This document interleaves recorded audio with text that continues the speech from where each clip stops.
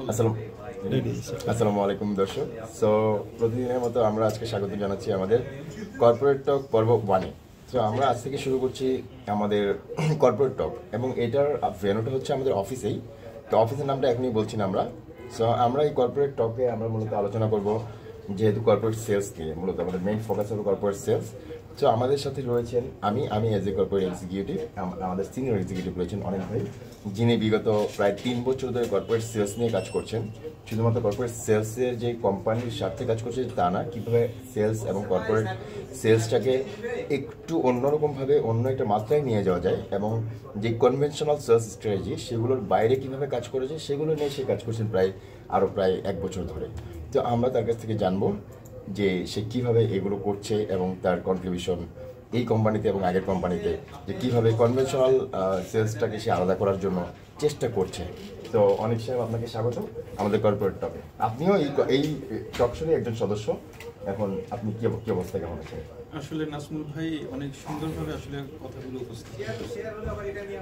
সত্যি কথা বলতে, যখন আমাদের আফটার কমপ্লিটিং আওয়ার গ্রাজুয়েশন আমরা আসলে বুঝতাম না আসলে কোন লাইনে আমরা যাব। মানে sales is a part of the marketing, right?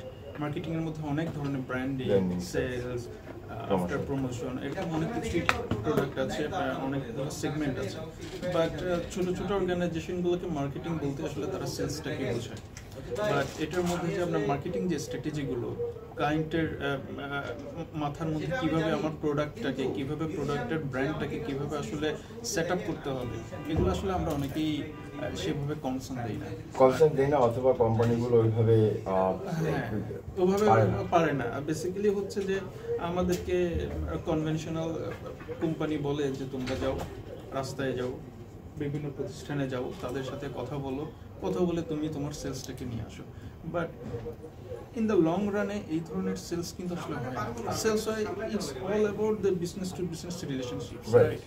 So business to business যদি রিলেশনশিপ যদি আপনি স্টার্ট করতে চান, একদিনই কিন্তু আসলে রিলেশনশিপটা হয় না। ধরেন আপনি একটা মেয়েকে আপনি রিলেশনশিপের জন্য তাকে মোটিভেট করছেন, ইনফ্লুয়েন্স করতেছেন, একদিনই কিন্তু সেই মেয়ে কিন্তু আপনার কাছে পড়বে না।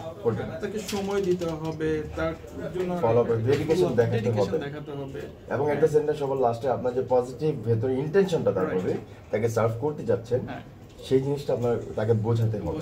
তো এটা কি কোম্পানির ক্ষেত্রে, রাইট? এটা কোম্পানির ক্ষেত্রে প্রযোজ্য। তো সেক্ষেত্রে আপনি বলতে চাচ্ছেন যে মানে ফর ব্রিংিং সেলস, মানে we have to wait for long, or like we have to take some time. এটা যেমন কোম্পানিগুলো অনেক সময় আসলে কর্পোরেট সেলের ক্ষেত্রে হয় কি, যে অনেক সময় অনেক তাড়াহুড়ো করে, মানে রাশ করে, যে কেন সেলস, কোথায় সেলস নাই কেন, সেক্ষেত্রে অনেক সময় ডিমোটিভেটেড হয়ে থাকে। আপনি কি এরকম কিছুটা বোঝাতে চাচ্ছেন? এটা আসলে ডিমোটিভেশনটা তো আসলে এমপ্লয়ীদের একটা পার্টের মধ্যেই পড়ে। বিকজ মোটিভেশন থাকবে, সেলস না হলে ডিমোটিভেশন থাকবে। It's all about the part of the sales process. But the true fact is যে আপনি যখন একটা B2B যখন বিজনেসটা করবেন, সেটা যদি আপনি চাল, ডাল, আটা, ময়দা সুজি করে, সেই পার্সপেক্টিভ ভিন্ন।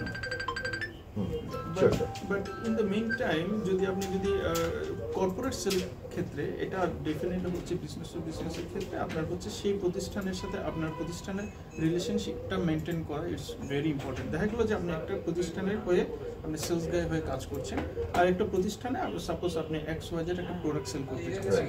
সো আপনার মতো XYZ প্রোডাক্ট কিন্তু আরও মিনিমাম হলো 50-60টা কোম্পানির রিপ্রেজেন্টেটিভরা তার কাছে গিয়ে কিন্তু প্রপোজ করছে। So why he will grab your product rather than অন্য কোনো ভেন্ডরের প্রোডাক্টের থেকে সে করবে? বেসিক্যালি হচ্ছে যে বেশ ইনিশিয়াল স্টেজে সে আপনাকে পিক করবে বিকজ অফ আপনার সাথে তার রিলেশনশিপ এবং আপনি আপনার প্রোডাক্টে কতটা ভ্যালু ক্রিয়েট করতে পারছি। নট অনলি দ্যাট, আপনাকে সে পিক করবে, আপনার মতো আরো হয়তো 2-4টা ভেন্ডরকে সে পিক করবে।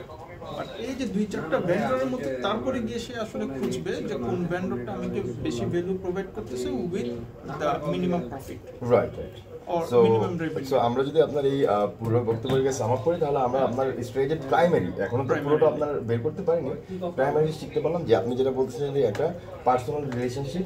নাম্বার 2 সেটা হচ্ছে প্রোডাক্টের ভ্যালু ক্রিয়েট করা, ভ্যালু প্রপোজিশন করা, এবং নাম্বার 3 যেটা হচ্ছে অলওয়েজ মানে stay focus and not being demotivated. Though you are claiming that being demotivation better is also part of sales, right? Part of sale. তো আমরা আজকে আমরা অনেক ভাইয়ের এই মানে এটা তো আসলে জাস্ট আমাদের কর্পোরেট সেলের একটা গেট ওয়ে। আজকে তো আসলে সব কিছু আলোচনা করা পসিবল না। তো একটা ইনিশিয়াল আলোচনা থেকে আমরা এই 3টা জিনিসই জানলাম।